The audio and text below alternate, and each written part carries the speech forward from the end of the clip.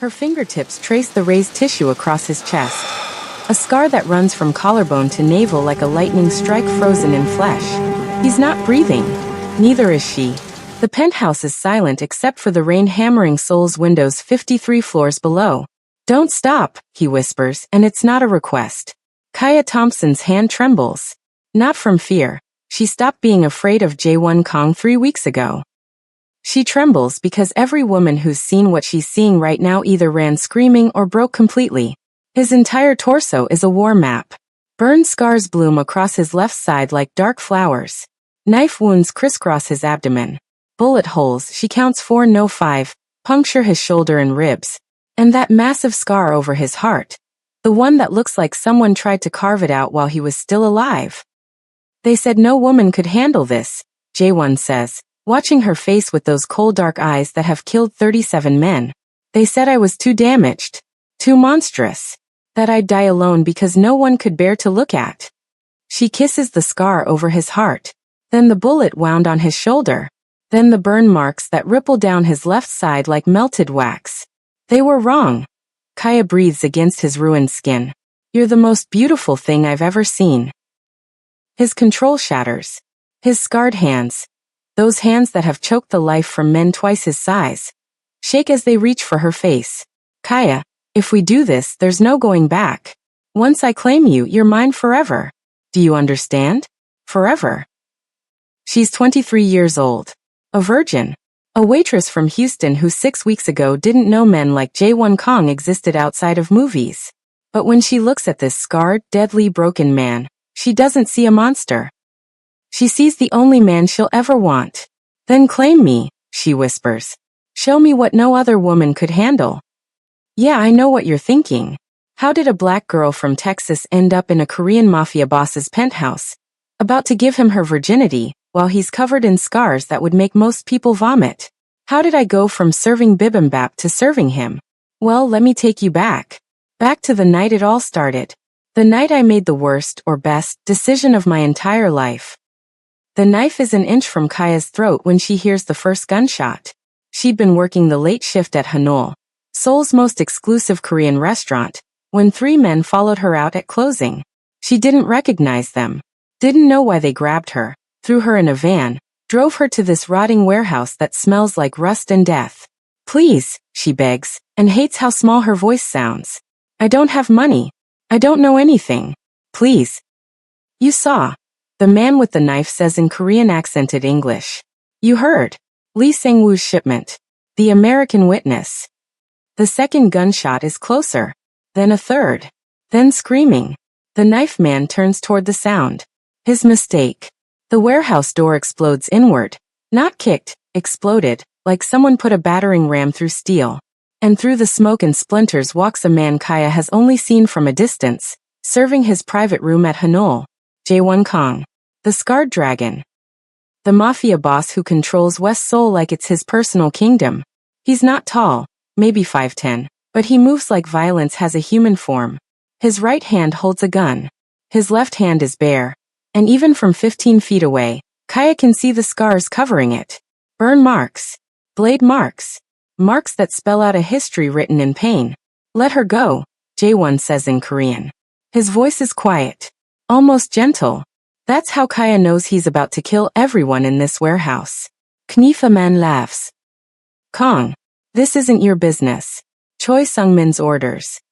I'm making it my business." What happens next takes 7 seconds. Jae-won moves. The gun fires twice. Both of the knife man's partners drop, headshots, dead before they hit concrete. Knife man lunges at Kaya. Jae-won crosses 15 feet impossibly fast, catches the knife hand mid-strike, twists. The snap of breaking bone echoes like a firecracker. Knifa man screams.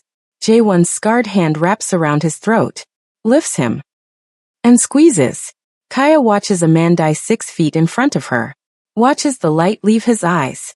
Watches Jae-won's face remain completely calm, almost bored, while he chokes the life out of someone with his bare hand. He drops the body, turns to Kaya, and that's when she sees it. A gash across his forearm, bleeding through his expensive black shirt. In saving her, he got hurt. "You're bleeding," she says, because apparently her brain has stopped working. Jae-won stares at her. You're worried about me? You saved my life. I ended 3. He takes a step closer. His eyes, God, his eyes are like looking into a furnace. You should be screaming. Running. You should be terrified. Kaya's hand reaches out before she can stop herself. Touches the scar on his hand, the one still wet with another man's blood. I'm not. Something shifts in Jae-won's face. Something dangerous and possessive and hungry. Mine, he breathes. You're mine now. And Kaya. 23-year-old virgin Kaya Thompson from Houston, Texas, feels heat flood her body at those words. At the way this deadly, scarred man is looking at her like she's the only thing that exists in the world. Okay, she whispers. His eyes widen. You don't understand what that means. Then explain it to me. Jae-won carries her. Actually carries her like she weighs nothing, one arm under her knees, one behind her back. She can feel his heartbeat through his shirt. Fast, way faster than it should be for someone who just killed 3 men without breaking a sweat. You're hurt, he says, nodding toward the blood seeping through her waitress uniform at her side. Knife wound. Shallow but needs stitches. Where are you taking me? Private doctor. Can't go to a hospital. They ask questions. He looks down at her, and for the first time, she sees vulnerability flash across his face. I won't hurt you. I need you to know that. I kill for a living, but I would never. I know. You don't. You don't know anything about me. Then tell me. The car ride is silent, but Jae-won's hand never leaves hers. His thumb traces circles on her palm, gentle, rhythmic, hypnotic. She watches his face in the passing streetlights. Sharp jaw, knife scar across his left cheekbone, full lips that have probably said terrible things, done terrible things. She wants to kiss him so badly it physically hurts. Dr. Park's office is in a nondescript building in Gangnam. The doctor, an elderly woman with knowing eyes, takes one look at them and says nothing. Just gestures to the examination room. Jae-won starts to leave.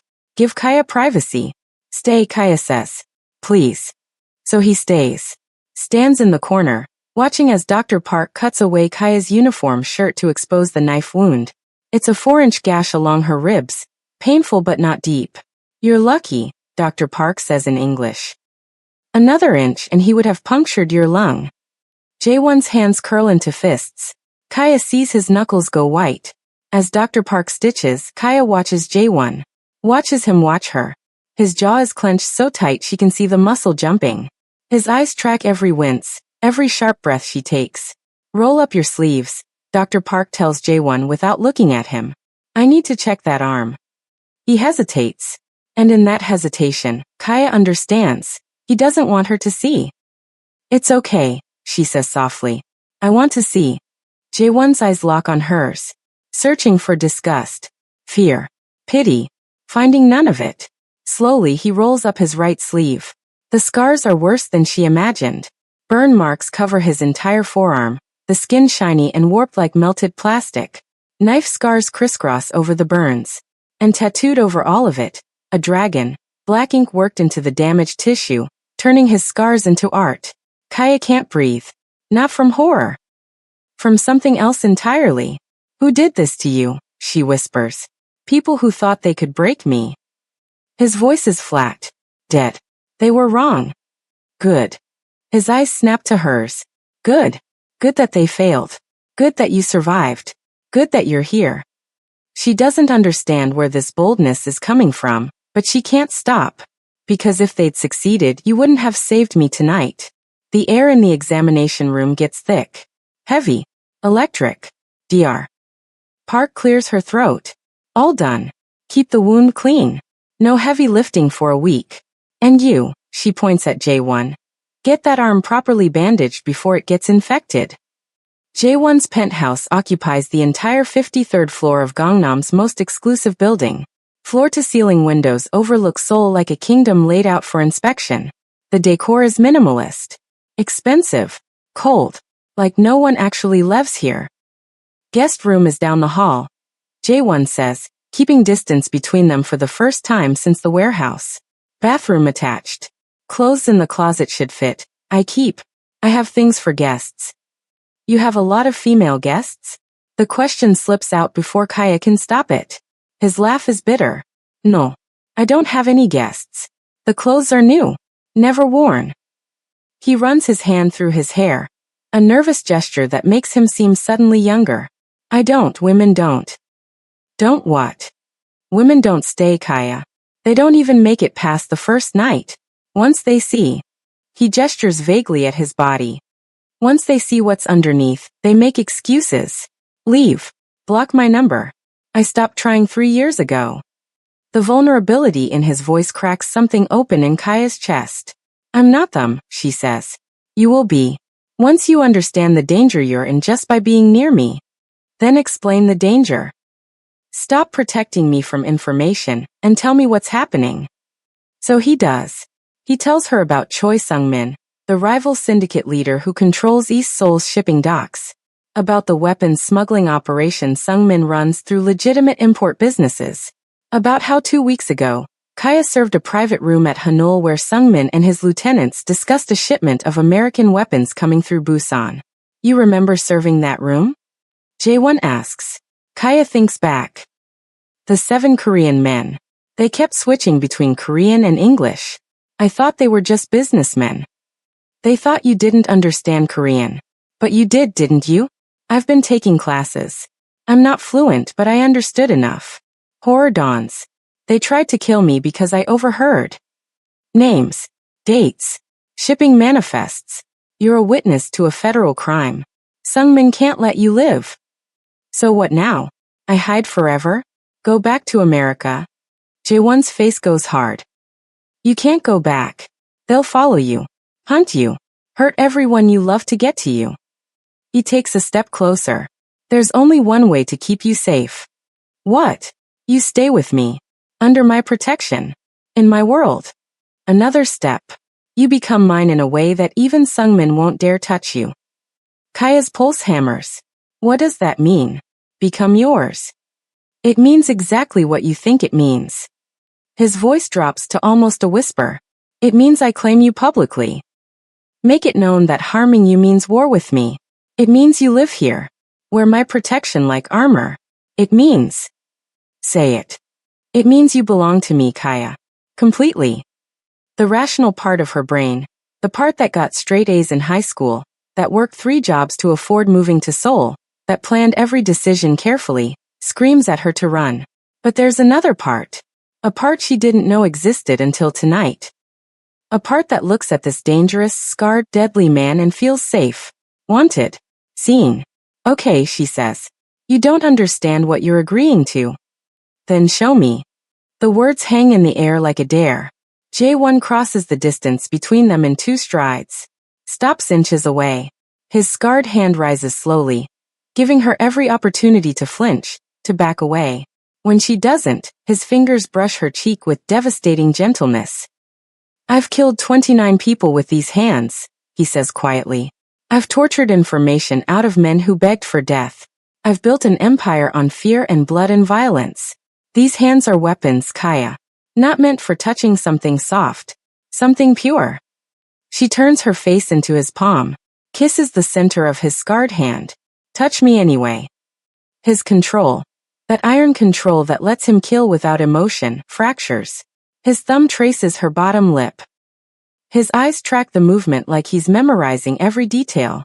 You're a virgin, he says, and it's not a question. How did you? The way you kiss my scars. Like you've never kissed anything before. Like you're discovering what touch means. His hand slides into her hair. I won't take that from you. Not until you understand exactly what you're giving me. I understand. No, you don't. But you will. He leans close enough that she can feel his breath on her lips. I'm going to protect you. Keep you safe. Teach you how to survive in my world. And when this war with Sung-min is over, when you've seen exactly who and what I am, I'm going to ask you one question. What question? Whether you still want me to be your first, your last, your only. His lips brush her ear. And if you say yes, Kaya, when you say yes, I'm going to take my time, learn every inch of you, make you feel things you didn't know existed. I'm going to worship you the way you worship these scars, and then I'm going to ruin you for any other man. Heat floods through her body, liquid and electric and overwhelming. What if I say yes right now? Then you'd be deciding with fear and adrenaline, not clarity. He pulls back, and the loss of his heat makes her want to cry. I want you to choose me knowing exactly what you're choosing. The scars, the violence, the danger, all of it. What if I already do? His smile is sad. Beautiful. Heartbreaking. Ask me again in a week. After you've seen what's underneath these clothes. After you've watched me do what I do. After you've had nightmares about the man who touches you. He turns toward the door. J1. He stops. Doesn't turn around. I'm not going to run, Kaya says. I don't know how I know that, but I do. Whatever you show me, whatever scars you're hiding, I'm not going to run. For a long moment he says nothing. Then, we'll see. Kaya lies in the guest bed, staring at the ceiling. Down the hall, she can hear water running, J1 in the shower. She imagines him under the spray, imagines the scars covering his body. The ones he's so convinced will make her run. She thinks about his hands, those deadly scarred hands, and how gentle they were on her face. She's never wanted anyone before, never understood what desire meant. But now, lying in this stranger's penthouse, all she can think about is knocking on his bedroom door. Asking him to show her, begging him to touch her. The water cuts off. Silence. And Kaya makes a decision that will change everything. What could possibly be so horrifying about J1's body that every woman runs? And why does Kaya feel desperate, starving, to see every inch of what he's hiding? More importantly, when he finally shows her, when he finally claims her virgin body with those scarred hands, will she survive the intensity of a man who spent 12 years being untouched? Morning comes too early. Kaya wakes to find fresh clothes laid out, designer jeans that fit perfectly, a soft black sweater, undergarments still in packaging. On the nightstand, a note in sharp handwriting. Meeting at 10 a.m. Stay in the penthouse. Don't answer the door for anyone. Don't trust anyone. JW. The presumptuousness of it should annoy her. Instead, she finds herself smiling. She explores the penthouse. The kitchen is massive but barely used. Restaurant takeout containers fill the trash. The living room has expensive furniture that no one sits on. But the thing that catches her attention is the wall of windows overlooking Seoul. And the man standing in front of them. J1 wears a charcoal suit that probably costs more than 6 months of Kaya's salary. His hair is styled back, revealing the knife scar on his cheekbone. From behind he looks like any other wealthy businessman. Then he turns. Even through the suit, Kaya can see the careful tailoring that hides his body. The way the jacket is cut to conceal rather than reveal. He catches her staring. I have to meet with Choi Sung-min, he says without preamble. Neutral territory. Luxury hotel in Gangnam. He wants to negotiate your situation. My situation. Whether he kills you or I protect you. He says it so casually, like they're discussing whether. I need you to stay here. My men are positioned in the building. If anything happens, I'm coming with you. His expression doesn't change. Absolutely not. He wants to negotiate about me. I should be there. Kaya? I'm not hiding while you decide my fate. For a long moment, they stare at each other. Then J1's lips curve into something that might be a smile. You're going to be trouble, he says. Is that a yes? It's a wear something that covers your stitches and stay behind me at all times. The hotel is the kind of place Kaya has only seen in magazines. Marble floors. Crystal chandeliers. Staff who pretend not to see the bulges of guns under expensive suits. Choi Sung-min waits in a private meeting room. He's older than J1, maybe 50, with silver threading his black hair and eyes like chips of ice. 2 bodyguards flank him. Kong, Sung-min greets in Korean, not bothering to stand. Then his eyes slide to Kaya. And the American witness. How unexpected. We're here to establish boundaries, J1 says, switching to English. His hand rests on Kaya's lower back. Possessive, protective. Last night, your men attacked what's mine in my territory. That's a violation. Your territory? Sung-min laughs. A waitress you've known for what, 12 hours? This is the great scarred dragon's weakness? A black American girl who? Finish that sentence, J1 says quietly, and see what happens. The temperature in the room drops. Sungmin's smile doesn't reach his eyes. She's a witness to federal crimes. I can't have her testifying. She won't testify. She doesn't know anything useful. She overheard fragments in a language she barely speaks. That's not good enough. Then here's what is good enough. Jae-won takes a step forward. She's under my protection. She wears my claim. If you touch her, if you even look at her wrong, I'll burn your entire operation to the ground. The docks, the clubs, the shipping lanes, all of it. Kaya watches Sungmin's face, sees him calculating, weighing. You'd start a war, Sungmin says slowly. Over a woman you just met? Try me. Silence stretches. Finally, Sungmin leans back in his chair. Fine. The girl lives. Consider this professional courtesy. But his smile is shark-like. Dangerous. But Kong? The moment your protection wavers? The moment she's not under your constant watch? She's dead. Understood. They leave. Kaya doesn't breathe until they're in the car. That's it, she asks. He just agreed? Jae-won's hands are white-knuckled on the steering wheel. He's lying. He'll wait until he thinks I'm distracted, then strike. That's how this works. How long do we have? Days. Maybe weeks. Not long. The uneasy peace shatters at 3:17 a.m. Kaya wakes to Jae-won's phone buzzing like an angry wasp. He answers in Korean, and even though she can't understand the words, she understands the tone. Something terrible has happened. Get dressed, he says, already moving. Stay here. Don't leave the penthouse. What's wrong? Sungmin. He's pulling on clothes, dark jeans, black shirt, shoulder holster. He just bombed my main warehouse. 5 of my men are dead. The words hit like a punch. Oh my God. This is war now. Real war. And it's because of he stops. Doesn't finish. But Kaya finishes for him. Because of me. No. He crosses to her, cups her face with both hands. Because of him. His choice. His violence. You didn't do this. 5 men are dead because Sungmin wants me. 5 men are dead because Sungmin wants power. You're an excuse. If it wasn't you, it would be something else. He kisses her forehead. Hard. Desperate. I have to go. I have to handle this. Handle. Don't ask questions you don't want answers to. He leaves. Kaya paces the penthouse like a caged animal. Watches the sun rise over Seoul. Imagines what handling means in Jae-won's world. He returns at 2 p.m. Covered in ash. Blood on his knuckles. His shirt torn. And his eyes, God, his eyes look like he's seen hell and walked back out. Kaya doesn't think. Just runs to him. Wraps her arms around his waist despite the ash and blood and smell of smoke. 5 men, he says into her hair. His voice is wrecked. 5 good men. And I can't, he breaks off. His whole body shakes. Bathroom. Kaya says firmly. Now. She runs water in the massive shower. Helps him peel off the ruined clothes. And that's when she sees them. Scars. Running up both arms. Disappearing under his undershirt. Some old and silver.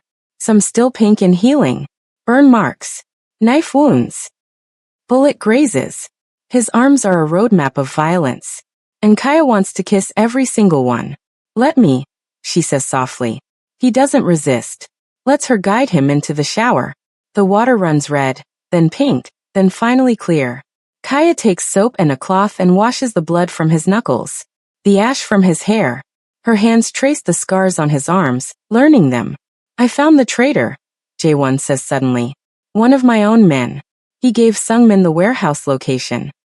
Told him exactly when the shipment would be there, how many guards, everything. What did you do? What I always do. His hands cover hers, stopping their movement. I made him tell me everything. Every secret Sungmin told him. Every plan. And then I killed him. Kaya should be horrified. Should recoil. Should feel sick. Instead, she kisses his scarred shoulder. I'm sorry you had to do that. You're not scared. Of you? Never. She turns his face toward hers. Water streams between them. Of losing you?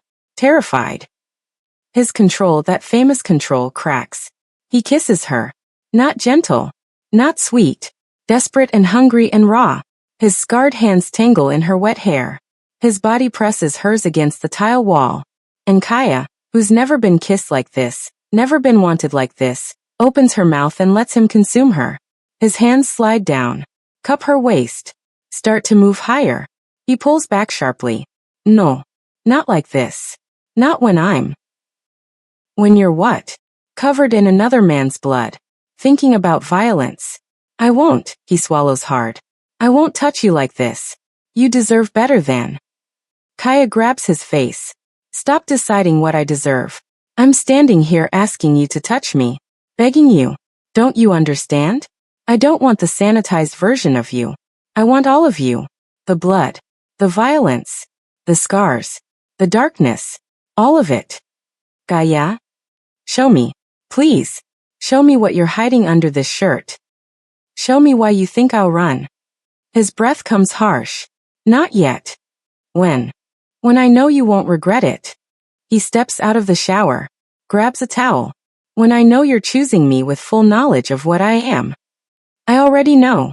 You don't. He's drying off, not looking at her. You know I kill. You know I'm violent.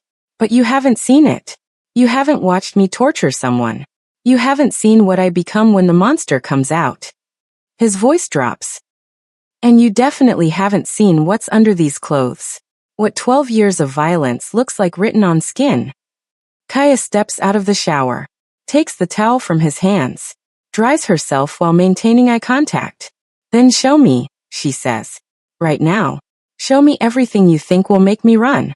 Because I promise you, J1. The only thing that's going to happen is you'll see that I'm not going anywhere. For a long moment, he just stares at her.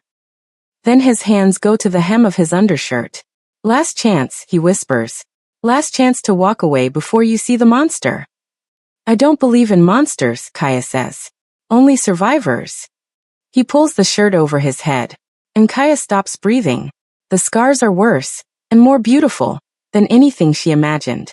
Burn marks cover his entire left side, from hip to shoulder.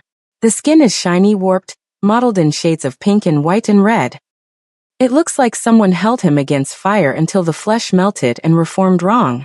Knife wounds crisscross his abdomen, some thin and precise, some jagged and brutal. She counts 15, 20, loses count. Bullet holes. 5 that she can see. Small circular scars that mean someone shot him and he survived. But the worst, the scar that makes her heart stop, runs from his collarbone down the center of his chest, curves around his heart, and ends at his left hip. It's thick and raised and vicious.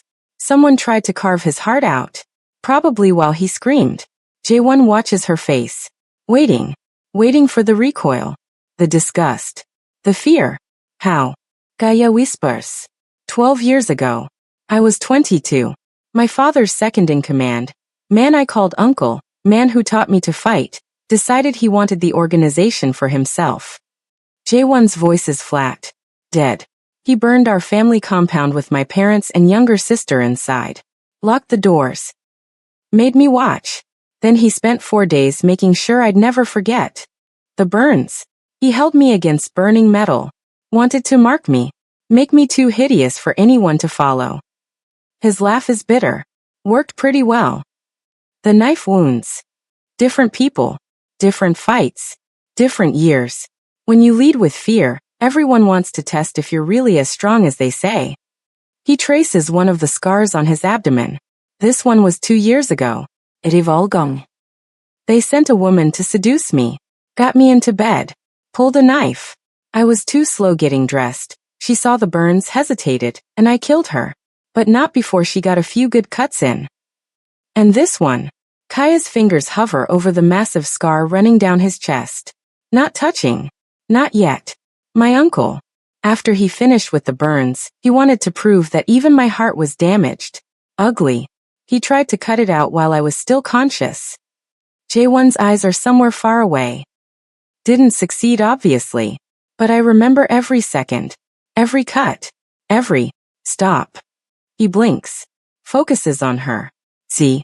Now you understand. This is what's underneath the expensive suits. This is what women see, Anne. Kaya places both palms flat on his scarred chest. feels his heart hammering beneath the ruined skin. How many women have seen this? She asks. 7. Over 12 years. Not many I know but. And they all ran? His jaw clenches. Yes. Then they're idiots. He jerks back like she slapped him. What? They're idiots. Kaya steps closer, presses her whole body against his. Skin to skin. Her smooth brown skin against his scarred, warped flesh. Because this, she runs her hands over the burn marks, means you survived fire. This, her fingers trace the bullet holes, means you survived being shot 5 times. And this, she kisses the massive scar over his heart, means your heart refused to stop, refused to give up, refused to die. Kaya. You're not a monster, Jaewon. You're a miracle. She's crying now, tears mixing with the shower water still clinging to her skin. Every scar is proof that you're alive, that you survived things that should have killed you, that you're stronger than pain and fire and bullets and betrayal. He's trembling. This deadly, dangerous man is shaking like a leaf. I'm ugly, he whispers. You're beautiful. I'm diamond. You're perfect. I'm. She kisses him. Cuts off whatever self-loathing was about to come out. Kisses him like she can pour all her wanton need and desperate aching desire into him. And when she pulls back, she looks directly into his eyes. I want you, she says clearly. All of you. The scars. The violence. The darkness. The pain. I want to know every story written on your skin. I want to kiss every mark someone put on you. I want to learn you so well that I can touch you in the dark and know exactly where I am on your body. You're a virgin. I know. She takes his scarred hand and places it on her breast. And I'm choosing you to be my first. My last. My only. I'm choosing these hands that have killed 29 people. I'm choosing this body that survived hell. I'm choosing you, Jaewon. All of you. Every terrifying, beautiful, damaged, perfect piece. His control shatters. He kisses her like a drowning man finding air. His scarred hands, those hands he's so convinced are weapons. Touch her with devastating gentleness. Cup her face. Tangle in her hair. Trace the curve of her spine. If we do this, he breathes against her mouth, I won't be able to let you go. Ever. You understand? You'll be mine forever. Promise. A sound escapes him. Half laugh, half sob. I need to keep you safe first. End this war with Sungmin. Make sure you're not in constant danger before I. How long? Weeks. Maybe a month. I need to plan. Need to strike in a way that ends him permanently. Kaya pulls back. Looks at this beautiful, scarred, broken man who thinks he's a monster. Then teach me, she says. Teach me to fight. Teach me to protect myself. Stop treating me like something fragile that needs to be locked away. I want to stand beside you, not behind you. His eyes search hers. You're serious. Completely. A slow smile spreads across his face. It transforms him. Makes him look young. Almost innocent. You're going to be so much trouble, he says. Is that a yes? It's a training starts tomorrow and you're going to hate me. Impossible. He kisses her again. Soft. Sweet. Reverent. I love you, he whispers against her lips. I know it's too soon. I know I shouldn't. But I've loved you since the warehouse. Since you touched my scarred hand and didn't flinch. Kaya's heart stops. Restarts. Explodes. I love you too, she says. And when this war is over, when Sungmin is dead, I'm going to give myself to you completely. And you're going to show me what these hands can do when they're worshipping instead of killing. The promise hangs between them like a living thing. For weeks of training. For weeks of Kaya learning to fight, to shoot, to kill if necessary. For weeks of growing closer to Jaewon, learning his body, his scars, his stories. For weeks of stolen kisses and desperate touching that always stops before going too far. And then the plan. Kaya infiltrates Choi Sungmin's exclusive nightclub as a waitress. Plants surveillance devices. Signals when he's vulnerable. Jaewon's last words before she goes in. If anything happens to you, I'll burn Seoul to the ground. Kaya's response. Then I better make sure nothing happens. She walks into the nightclub. Sungmin's eyes lock on her immediately. And she sees recognition flash across his face. Can Kaya maintain her cover when Sungmin suspects who she really is? Can Jae-won rescue her before Sungmin does to her what was done to him 12 years ago? And when the final battle comes, when blood spills and bodies drop, will their love survive? More importantly, when Jae-won finally claims Kaya's virgin body, when those scarred hands finally touch her the way she's been begging for, will the gentleness she sees in him survive the violence he's about to commit? Or will she learn that loving a monster means becoming one? Eclipse Nightclub is the kind of place where million-dollar deals happen in velvet booths and beautiful people dance to music that costs more than most people's cars. Kaya, dressed in the club's signature black cocktail dress and heels, carries a tray of champagne like she's done this 1,000 times. She hasn't. Her hands shake so badly, she nearly drops the glasses twice. "Calm," comes Ji-yeon's voice in her nearly invisible earpiece. Jae-won's female lieutenant is running surveillance from a van 3 blocks away. "You're doing great." Sungmin's in the VIP section, 3rd floor. "You have 15 minutes to plant the cameras." Kaya navigates through the crowd. The first camera goes in the bathroom, tiny, disguised as part of the decorative mirror. The second goes under a table in the main VIP lounge. The third. Well. Kaya's blood turns to ice. Choi Sungmin stands 5 feet away, flanked by 2 bodyguards. His eyes travel down her body slowly, analytically. "You look familiar," he says in English. "Have we met?" Every instinct screams run. But Kaya forces a smile. "I don't think so, sir. First night working here." He steps closer. Too close. "You're American." "Yes, sir. From Houston." "Houston." His smile doesn't reach his eyes. "And what's a Houston girl doing in Seoul?" "College. Studying international business." The lie comes easy. She and Jae-won practiced this exact conversation 50 times. Interesting. Sungmin gestures to the private VIP room behind him. "I'm having a small gathering. I could use an American waitress. Someone who understands English business etiquette." Kaya's earpiece crackles. "Say yes," Ji-yeon hisses. "Get inside. Plant the last camera." "I'd be honored," Kaya says. She follows him into the private room. 7 men sit around a table covered in drinks and documents. They're speaking rapid Korean, something about shipment schedules and payment routes. Kaya serves drinks. Smiles. Pretends not to understand. Her hand trembles as she sets glasses down. And she uses the movement to place the 3rd camera under the table's edge. Done. She has all 3 planted. She just needs to. "You know what's funny?" Sungmin says suddenly. "I had a waitress working at Hanul a few weeks ago. Black girl. American. She overheard something she shouldn't have." Kaya's heart stops. "Really?" she manages. "What happened to her?"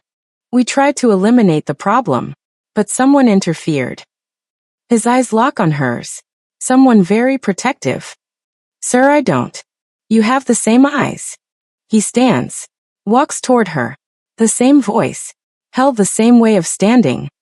The room goes silent. All 7 men are staring at her. "In fact," Sungmin continues, "I'd bet everything I own that you're Kang's little black waitress. The one he's been hiding in his penthouse for 6 weeks." Kaya's hand moves before her brain catches up. Reaches for the gun strapped to her thigh under the dress. Sungmin is faster. Grabs her wrist. Twists. The gun clatters to the floor. Kaya screams. "It's blown." He knows. Sungmin yanks her against him. Pulls a knife from his jacket. Presses it to her throat. "Tell Kong," he says to one of his men, "that I have his woman. If he wants her back, he can come collect her body." Jae-won receives the message while sitting in his car 2 blocks away. Ji-yeon's voice is frantic in his earpiece. They have her. Sungmin made her. He has a knife to her throat and he doesn't hear the rest. The monster. The thing Jae-won keeps locked deep inside. The thing that survived fire and torture and betrayal. Wakes up. He enters Eclipse through the back entrance. 4 guards try to stop him. They die in under 30 seconds. Gun. Knife. Bare hands. Doesn't matter. They're obstacles between him and Kaya. He takes the stairs 3 at a time. Kills 2 more guards on the 2nd floor landing. A 3rd on the stairs to VIP. The thing is, Jae-won doesn't feel anything when he kills. No guilt. No satisfaction. Just cold mechanical efficiency. He's killed so many people that it's muscle memory. But tonight? Tonight he feels. He feels the burn scars on his side pulling tight as he moves. Feels the bullet-wound scars in his shoulder throbbing. Feels the massive scar over his heart, the one Kaya kissed, pulsing with every beat. He feels alive. And terrified. Because for the first time in 12 years, he has something to lose. The VIP room doors are reinforced steel. J1 doesn't bother trying the lock. Just sets a breaching charge and blows them off the hinges. The explosion rocks the entire floor. Through the smoke he sees her. Kaya. Hands zip-tied behind her back. Kneeling on the floor. Sungmin behind her, knife still at her throat. Their eyes meet across the ruined room. And Kaya, beautiful, brave, insane Kaya, smiles. Took you long enough, she says. Kong, Sungmin shouts. One more step and I cut her throat. J1 assesses. 7 men total. All armed. Sungmin has the knife. Kaya's positioned as a human shield. Impossible. Perfect. Kaya, he says calmly. Remember what Jian taught you? The move for knife at throat situations. Her eyes widen. The one I only did successfully once? That's the one. On my mark. You can't be serious. 3. J1. 2. Kaya takes a breath. This is insane. 1. She moves. Drops her weight suddenly, throwing Sungmin off balance. Twists her head away from the knife. Slams her skull back into his nose. Sungmin staggers. The knife wavers. J1 fires. The bullet catches Sungmin in the shoulder, non-lethal. He wants him alive for what comes next. Then all hell breaks loose. The 7 men open fire. J1 dives behind an overturned table. Returns fire. 2 go down. 3. Kaya, hands still zip-tied, crawls toward a dropped gun. Stay down. J1 roars. She ignores him. Gets the gun. Can't hold it properly with her hands bound, but manages to brace it against a chair and fire. Takes out a 4th man. J1's heart simultaneously swells with pride and stops with terror. The firefight is brutal.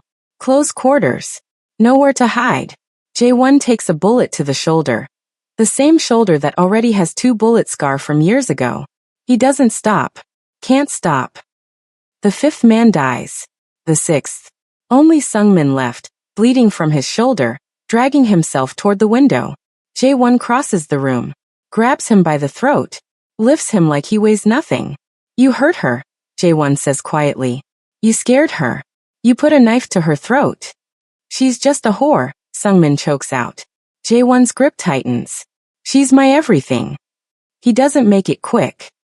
Kaya watches from across the room, her hands finally freed by Ji-yeon, who burst in with the backup team. Watches J1 beat Sungmin with his bare hands. Watches the monster come out. Watches him do terrible, brutal, vicious things. And she doesn't look away. When it's over, when Sungmin is definitely, permanently dead, J1 stands. Covered in blood. Breathing hard. His white shirt torn, revealing the burned scars underneath. He looks at Kaya like he's afraid. Like he expects her to finally run. She crosses the room. Steps over bodies. Wades through blood. And throws her arms around him. I love you, she says into his bloody chest. I love you, I love you, I love you. His scarred hands, shaking, covered in another man's blood, wrap around her. I need to get you somewhere safe, he manages. Get you cleaned up. Get you away from. Take me home, Kaya says. To your penthouse. To your bed. And keep your promise. He pulls back. Stares at her. Kaya, you just watched me kill someone with my bare hands. You need time to process. I need you. She cups his face, smearing blood on her own hands. I need you to take me home and show me that these hands, she kisses his knuckles, can do more than kill. I need you to prove that you're not just a monster. I need you to make love to me like you've been promising for 6 weeks. You're in shock. I'm in love. There's a difference. She looks directly into his eyes. I've seen all of you now. The scars. The violence. The monster. All of it. And I'm still here. I'm still choosing you. So take me home, J1. Claim me. Make me yours. They shower first. Stand under scalding water and wash the blood away. Kaya's hands trace the fresh bullet wound on Jaewon's shoulder. He'll have another scar to add to the collection. Does it hurt? She whispers. Nothing hurts when you're touching me. She helps him dry off, tends to the wound with the first aid kit Dr. Park left. Her hands are steady despite everything she's seen tonight. I killed someone, she says quietly. In the firefight. I shot him and he died. I know. I should feel guilty. Horrified. But I just don't. He was going to kill you. So I killed him first. She looks up. Does that make me a monster too? It makes you a survivor. He tilts her chin up. And it makes you mine. The bedroom is dark except for the city lights streaming through the windows. Jaewon leads her to the bed he's slept in alone for 12 years because no woman could stand to see him, touch him, want him. Last chance, he says. His voice shakes. Last chance to say no. To choose someone normal. Someone without scars. Someone who won't bring violence into your life. Kaya's answer is to pull her towel off. Stand naked in front of him. No hiding. No scam. Show me what you've been hiding, she says. All of it. He removes his towel. She's seen his torso. His arms. But now she sees everything. The scars continue down. Marks on his hips. His thighs. Evidence of 12 years of violence written across every inch of skin. And Kaya thinks he's the most beautiful thing she's ever seen. You're staring, he says quietly. I'm memorizing. She steps closer. I want to know every scar. Every story. That would take years. Good thing I'm planning to spend the rest of my life with you. His breath catches. Kaya. This one? She touches a knife scar on his hip. 3 years ago. Territory dispute. He came at me from behind. This one. A bullet wound on his thigh. 5 years ago. Assassination attempt. I was too slow. This one. The massive burn scar covering his left side. You know that one. Tell me again. My uncle. The fire. The betrayal. His voice is raw. The moment I lost everything and became the monster. You're not a monster. She kisses the burn scar. Then the bullet wound. Then the knife mark. You're a survivor. A fighter. A man who refused to break. She looks up at him. You're my man. His control. That famous control that everyone fears, disintegrates. He kisses her like he's been starving for 12 years and she's the first meal. His scarred hands worship her body, gentle despite their history of violence. He lays her on the bed like she's precious. Fragile. Sacred. I'll be gentle, he promises. Don't be too gentle. I want to feel you. All of you. I'll hurt you. Your first time. Then hurt me. She pulls him down. Hurt me in a way I'll remember forever. In a way that bonds me to you. Mark me the way you're marked. He positions himself above her. His scarred body against her smooth one. A study in contrasts. I love you, he breathes. I'll love you until the day I die. Then show me. He enters her slowly. She gasps. Pain and pleasure mixing in ways she didn't know existed. He stops. Don't stop, she commands. Don't you dare stop. So he doesn't. He makes love to her like he's been dreaming about it for 6 weeks. Like she's the only woman who's ever mattered. Like every scar on his body led him to this moment. This woman, this perfect, impossible love. Kaya wraps her legs around his scarred waist. Runs her hands over his ruined back. Kisses the massive scar over his heart. Mine, she whispers. You're mine. Yours, he agrees. Forever yours. The pain fades. Becomes pleasure. Becomes something transcendent.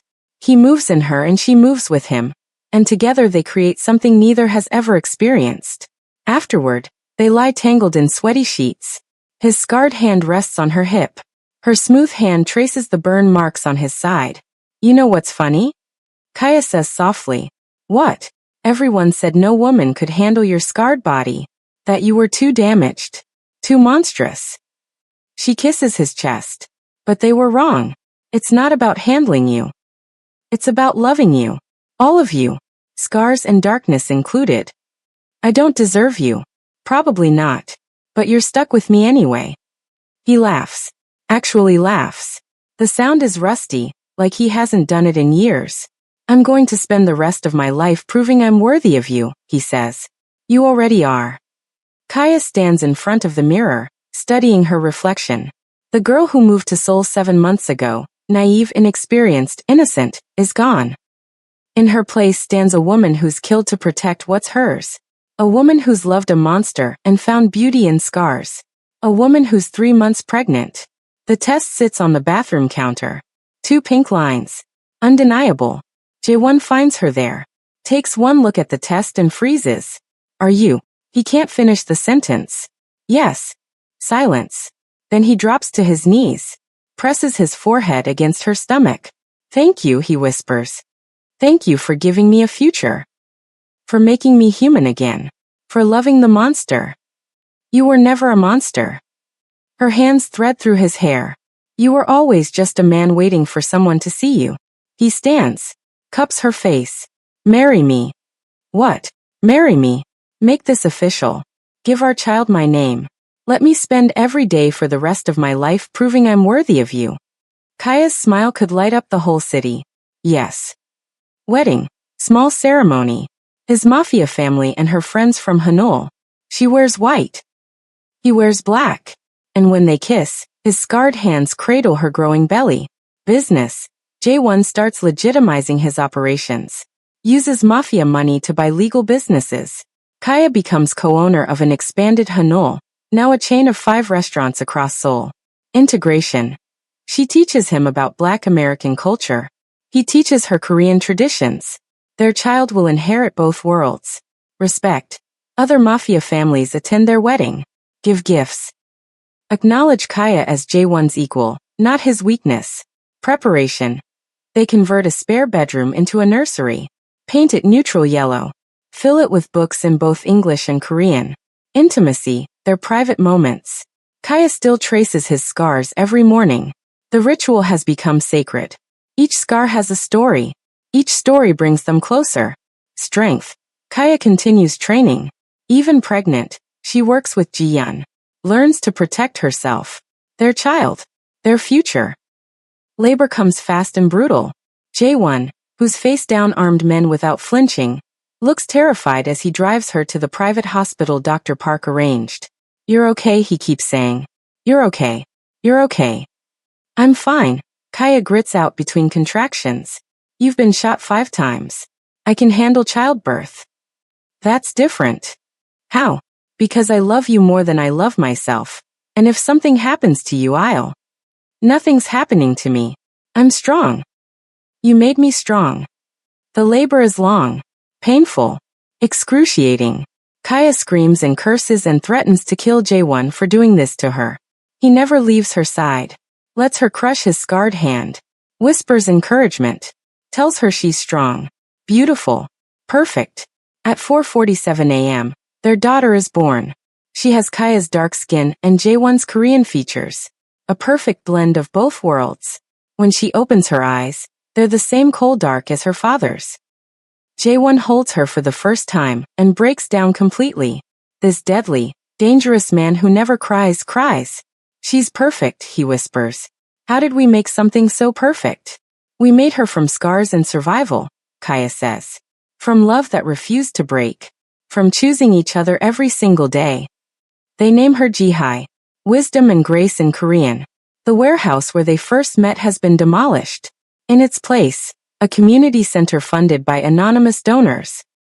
It offers services for abuse survivors, teaches self-defense, provides counseling. Kaya stands at the ribbon-cutting ceremony, Ji-hae on her hip, Jae-won beside her. They look like any other wealthy Seoul family. But Kaya knows the truth. She knows that under his expensive suit, Jae-won still carries scars from 12 years of violence plus the new ones from the night he saved her. She knows that his Mafia ties aren't completely severed.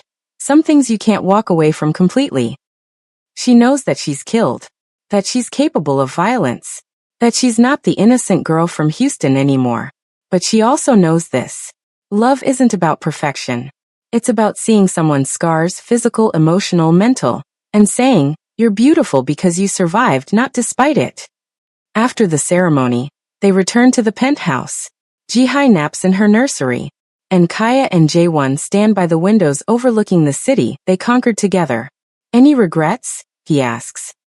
She thinks about it. Really thinks. Only one, she says. His face falls. What? That I didn't meet you sooner. His smile is blinding. We have the rest of our lives.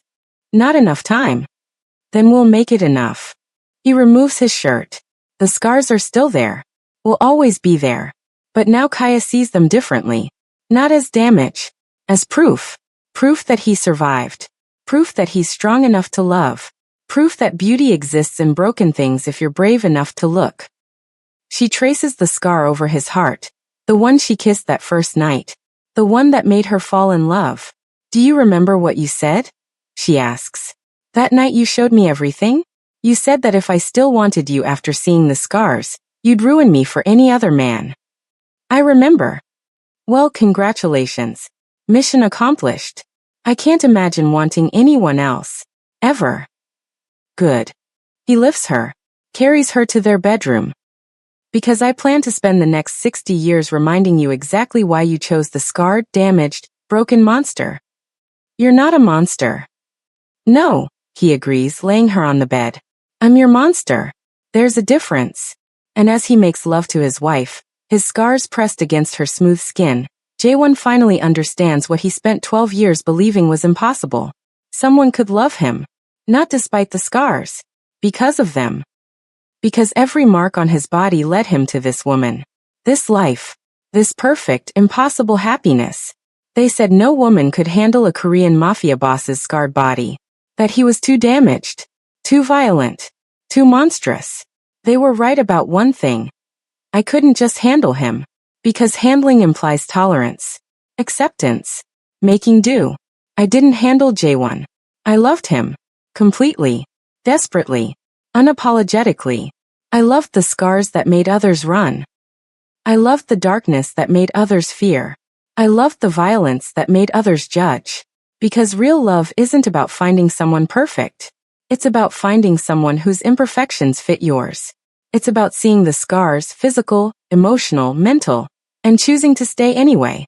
Choosing to build a life anyway. Choosing to create beauty from broken things.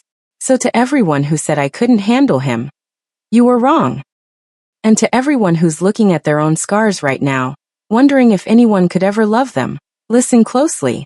You are not damaged. You are a survivor. Your scars are proof that you refused to break. That you chose to keep living. That you're stronger than whatever tried to destroy you. And somewhere out there, someone is looking for exactly those scars. Someone who will trace them and say, these are beautiful. These prove you're alive. These make you mine. Don't hide your scars. Wear them. Own them. Let them tell your story. Because the right person? They won't love you despite your scars. They'll love you because of them. Alright family, we need to talk. And I mean really talk. How many of you right now are hiding parts of yourself because you think they're too damaged? Too broken? Too scarred? How many of you believe that your past, your trauma, your pain makes you unlovable? I want you to drop a comment right now. Tell me what scar. Physical, emotional, or mental? Are you learning to see as beautiful? What part of yourself are you finally accepting? Because here's the truth that Kaya and Jaewon's story teaches us. Your scars don't make you less worthy of love. They make you a survivor. They prove you're stronger than whatever tried to break you. And listen. If this story moved you, if it made you cry, if it made you believe that maybe, just maybe, someone out there could love all of you, not just the pretty parts, then I need you to do 3 things right now. 1. Hit that subscribe button. Smash it. Because next week's story is about a black single mother and a Korean CEO with secrets that will wreck you emotionally. You don't want to miss it. 2. Turn on those notifications. That little bell icon. Because I drop these stories every week, and they sell out fast in terms of views. Be early. Be part of the community. 3. And this is the most important one. Share this video. Someone in your life needs to hear this message today. Your friend who thinks their past makes them unlovable. Your sister who hides her struggles. Your brother who thinks he has to be perfect. Send them this link. Tag them in the comments. Be the reason they start seeing their scars as beautiful. Drop your thoughts below. Tell me, Could you love someone like J1? Could you see past the scars to the survivor underneath? Or better yet, tell me about a time someone saw your scars and chose to stay. Your engagement keeps these stories alive. Your comments inspire the next chapter. Your shares change lives. So comment, subscribe, share. Let's build a community that celebrates survival, not perfection. That sees beauty in broken things. That loves because of the scars, not despite them. I'll see you next week with another story that will make you feel everything. Until then, remember, you are not your scars. You are the strength it took to survive them. Now go, subscribe, comment, share, and let's change the world one story at a time.